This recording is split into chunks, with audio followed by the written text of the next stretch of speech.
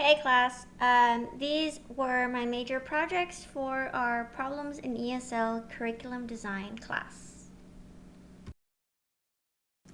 For my needs analysis, I went ahead and I investigated when the curriculum was last updated, and my ESL strategist informed me that it had been updated in 2010. So because of this, I realized that it did need an update. So it needed an update because we have new standards of accountability. So I went ahead and I conducted a student and teacher interview. The students expressed that they wanted to get training on how to pass their standardized test, and the teachers expressed that the students needed more practice on that mode of writing.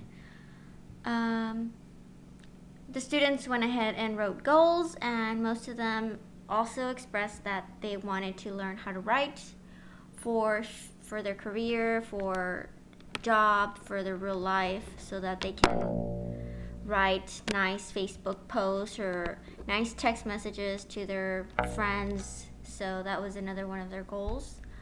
I also gave them a diagnostic test to go ahead and see what the curriculum needs more of. And I gave them a survey to see how they felt about the class before making any changes. This is the goals survey that I gave the students, and this is the grammar needs test. So what I realized from the goals survey was, again, they like essays of things that they are passionate about, high interest. Fiction and real life events are things that they like to write about as well. They learn from videos and practicing. They also enjoy learning about different techniques, and they don't like homework. Not because it's difficult, because they forget.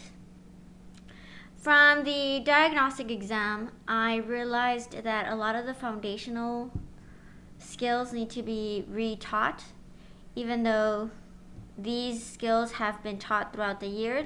This was in March, and I've had these students since August, so 6 months. And I had already taught a lot of these skills. However, not all of them saw them with enough repetition, so they didn't get a complete grasp on them. So, major findings: they enjoy writing in different modes, they need instruction in grammar basics, they do want to get higher education. One of the strategies that we use to help students with organization and to help them prepare for their standardized test, which is one of their goals, is a graphic organizer that helps students target their expository or persuasive mode of writing. So from our needs analysis, we realized that we needed to incorporate more high interest material, which I started to go ahead and implement that this year, and the students are responding very well to it. Articles from real life, like what is going on with our refugees,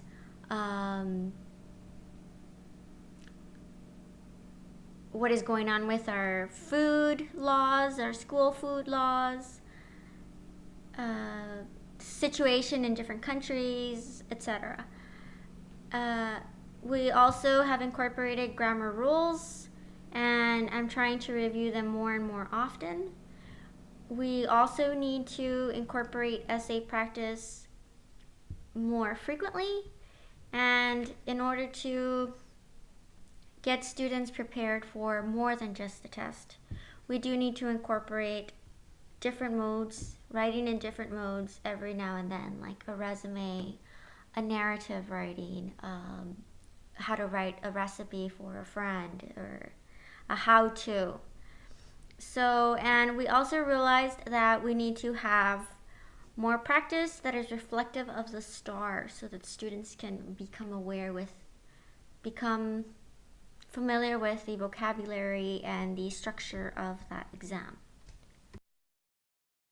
So our goals for the curriculum design were: by the end of the semester, students will write complete sentences in English with minimal use, if any, of translators, paper or digital.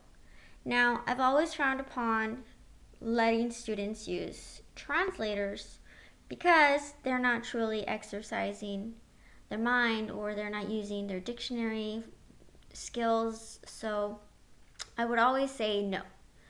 But for quick write purposes, I would make an exception because I knew I had some very struggling learners that were very beginning, and I didn't want them to be taking these quick writes for homework. So I would allow the use of translators.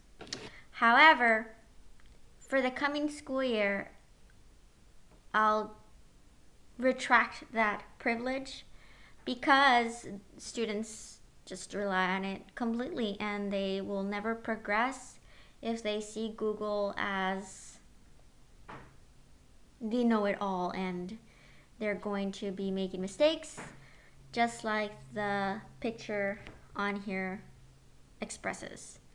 Have a bad time, gonna you. Kind of Yoda. Another one of our goals is students will use transitional words or phrases when needed to show relationship between ideas.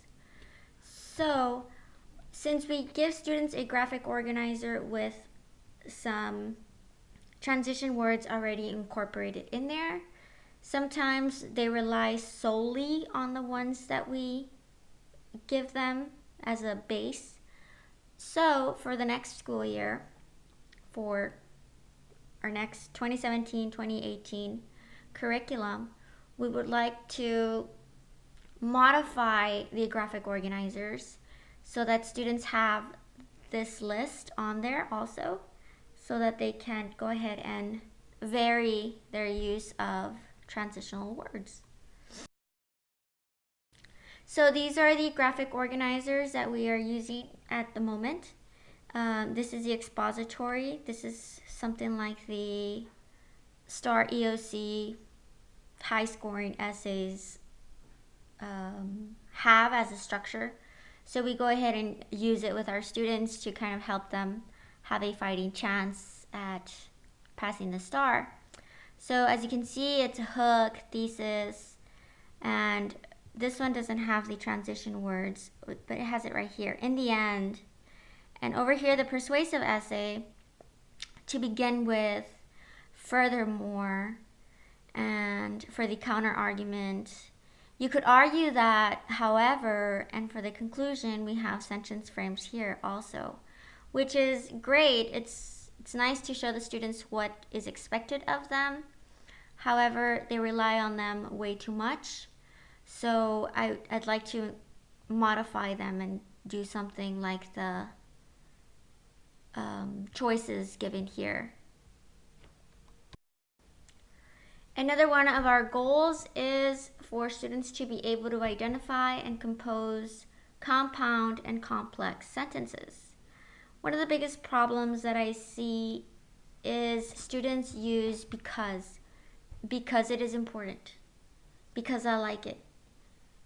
Well, if they were to realize that if you start a sentence with an awoobies, if they get more instruction with complex sentence types, then they'll be able to not have fragments anymore, and their writing will sound more clear. Here, instead of just expository, maybe we can throw in a resume or a letter, some different type of writing, so that we're also preparing them for college. I think that we focus too much on the state assessment. Another area of improvement is a rubric that is very student friendly. I use rubrics and I have the students use the rubrics, but I'm not quite sure they thoroughly understand it. So, another goal for this summer is to make it even more student friendly and possibly even have it in a native language, so there is a more thorough understanding on the student's part of what is expected. Some of the challenges faced when writing curriculum. I've been teaching writing for 4 years and I am nowhere near being an expert. So that's one of the challenges that I faced when writing curriculum. What sequence should I follow? How long should I be repeating this concept? Etc. Another challenge that I faced was research backup. I'd like to feel confident in what I am teaching, so I did some research, and in fact, we do need to be incorporating more grammar with direct instructions, so that is something I've tried to incorporate into our new curriculum design. And another challenge I faced was experience with material. These are new textbooks to me, so I've kind of hit and miss when it comes to the material. I am learning to love it, but I wasn't very familiar with it, so I kind of just chose all the time whatever was expository because of the need. But now I realize that it's important to also incorporate resume writing, application writing, a letter writing, and email writing. For the future evaluation of the program, I'd like to have students keep a portfolio where they assess themselves at the end of the year and their progress. In fact, it probably won't even be at the end of the year. It'll be after their benchmark, which is within the first 6 weeks, and then after their final, which is after the first semester, and then again for their second benchmark in mid-spring, and their final check will be at the end of the year after they've taken their state assessment. Learner satisfaction. A survey would be great to assess learner satisfaction and even teacher satisfaction. Some of the questions that I would like to include to ask students is, do you think you're a better writer thanks to this course? What did you like most about this class? What did you like least about this class? And what do you think this class should incorporate more of? To assess teacher satisfaction, I'd like to ask teachers strengths of the updated curriculum. What did they like? What do you believe the curriculum should incorporate more of? Did you find the format direct and easy to follow? This is for teachers like me who don't have very much experience working with this textbook, or who are new to teaching writing and need something that is direct and easy to follow. Do you believe the curriculum was challenging yet attainable for students?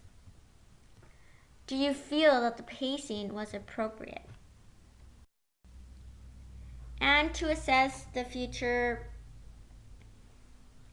graduate students of the course, I'd like to see passing of standardized tests or a satisfactory performance on alternative projects.